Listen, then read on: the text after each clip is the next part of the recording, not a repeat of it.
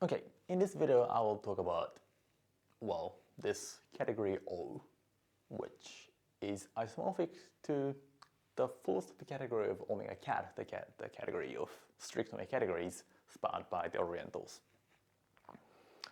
So what is this O? So this is defined as a wide subcategory of this Z delta. And this delta is the usual category delta, the delta for simplicial sets. This Z is, well, making this ordinary category delta into a abelian group enriched category by, well, taking the free abelian group generated by, well, each Hom set. And then we are taking the underlying ordinary category of that. So that's what this Z delta is. So it consists of these, its Hom set, say from M to N, consists of those integral linear combinations of morphisms in delta. Now, so this O is a wide subcategory of this Z delta, whose morphisms are, well, those integral linear combinations satisfying these two conditions. And now, well, the first condition looks, well, decent, but the second one, like, what is it saying? Well, before trying to make sense of what this condition is saying, let me go to this first example. So this is the simplest example of a map which is in O. So it's an omega functor between some Orientals that doesn't come from the category delta. So this green bit is meant to be the image of this strict omega functor. So this is a strict omega functor from O1 to O2. So O1 was just a single one cell, and O2 is this triangle with a two cell in the middle. And, well, in this triangle, you can compose this composable pair of one cells. And this omega functor is the one that sends the generating one cell of O1 to this composite in O2. And because this triangle is not commutative, that is, this omega functor is different from just the one picking out this base edge. So this is an example of an omega functor, so there's a map in this category of Orientals that doesn't come from delta. Now, so how do we actually express this omega functor? So here is a linear combination corresponding to this omega functor. Well, so this 0, 1 is the map in delta from 1 to 2 that sends 0 to 0 and 1 to 1. So that corresponds to this edge of the triangle here. And 1, 2 is this edge here. So this 0, 1 minus 1, 1 plus 1, 2 is this edge minus the degenerate one simplex on this vertex plus this one simplex. And so this is somehow like how it works in general. Somehow these linear combinations should be thought of as corresponding to the thing that you obtain by pasting the positive terms in your linear combination along the negative ones. So here we are pasting 0, 1 and 1, 2 along 1, 1. So 0, 1 and 1, 2 are positive and 1, 1 is negative. Now, so with that intuition, we can now make sense of these two conditions. The first one says that the sum of the coefficients is 1. Also, by the way, this is a notation.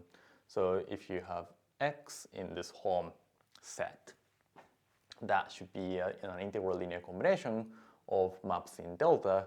So the coefficient of this linear combination x at alpha, the coefficient of alpha, we're going to denote by this x alpha. So the first condition says that the sum of the coefficients is 1.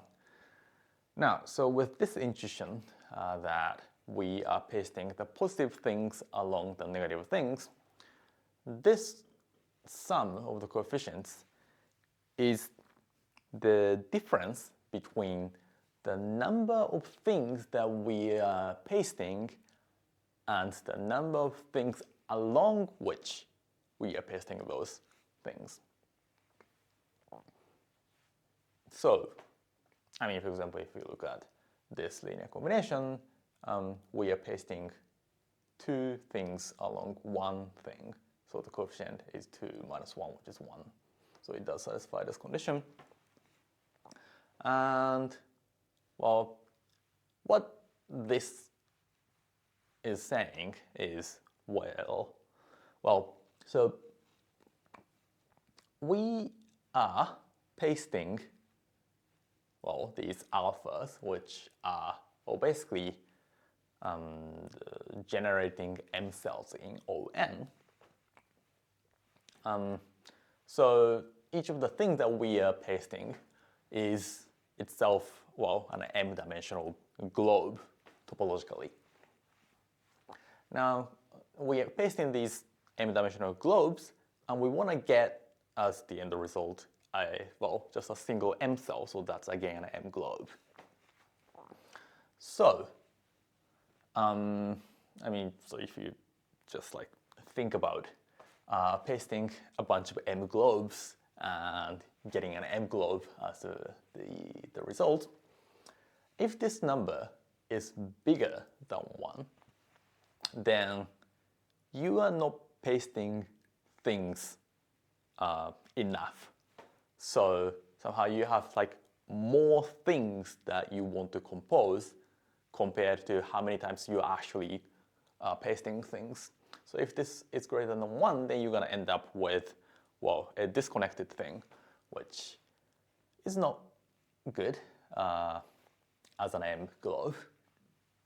And if this sum of coefficients is smaller than 1, then at some point you're going to end up pasting something to itself along something. And that's going to create a non-trivial loop, so that won't be an M globe either. So that is what this sum of coefficients being 1 is saying. Somehow you are pasting things the right number of times. So that's the first condition. And the second condition, let's first type check this expression. So X is a morphism in this Z delta from M to N. This beta is a morphism in delta from P to M. And, there's an obvious functor from delta into Z delta, so we are identifying delta with that subcategory of Z delta. So what this X beta is the composite of this beta, which goes from P to M, and X, which goes from M to N. So this composite here is a morphism from P to N in Z delta. So that should be an integral linear combination of maps from P to N in delta. So if we fix a map from P to N, then, we can consider the coefficient of gamma in that linear combination. So this is that coefficient. And we ask the coefficient to be non-negative for beta and gamma injective. Okay, so that is what the second condition is, but what is it saying? Well, let's first consider the special case where beta is the identity at the M. In that special case, X beta is just X, and what this is saying is that the coefficient of gamma in this linear combination X for gamma injective must be non-negative. Taking the contrapositive, if the coefficient of gamma is negative, then gamma has to be non-injective. In other words, if the coefficient is negative, that is, if we are pasting things along gamma, then gamma is non-injective, meaning that gamma somehow comes from a lower dimension. And that is a reasonable condition because, well, I mean, I said we are pasting the positive things along the negative things, but we are pasting M cells and we want to get an M cell in the end. But then the things along which you are pasting these M cells shouldn't be like genuine M cells, right? You can't paste M cells along M cells. So that's what this is saying. If you are pasting along gamma, that is if the coefficient is negative, then gamma has, well, the actual dimension of gamma is strictly smaller than M. So that's the special case where beta is the identity. And this general case is just saying, well, it is asking for the same thing, not just for X, but also all the things that appears as the faces of this X. So that is what these two conditions mean, or at least that's how I interpreted these conditions. Yeah, but I mean, so the intuition is that we are pasting the positive things along the negative things, and I mean that I think is correct in the sense that I proved that the Orientals are free weak-only categories by doing combinatorics based on that intuition. But I mean, it's also a bit misleading because somehow if we think, like when we think about pasting, at least when I think about pasting, I am somehow thinking globularly, but we are actually dealing with simplicial things here. And so I took some time to sort of get comfortable with this kind of situation where we have these positive non-injective terms, positive degenerate terms. So according to that intuition, what this is saying is, well, so this should be the strict omega functor corresponding to pasting 0, 1, 2, the identity on O2, and 1, 2, 2 along 1, 1, 2.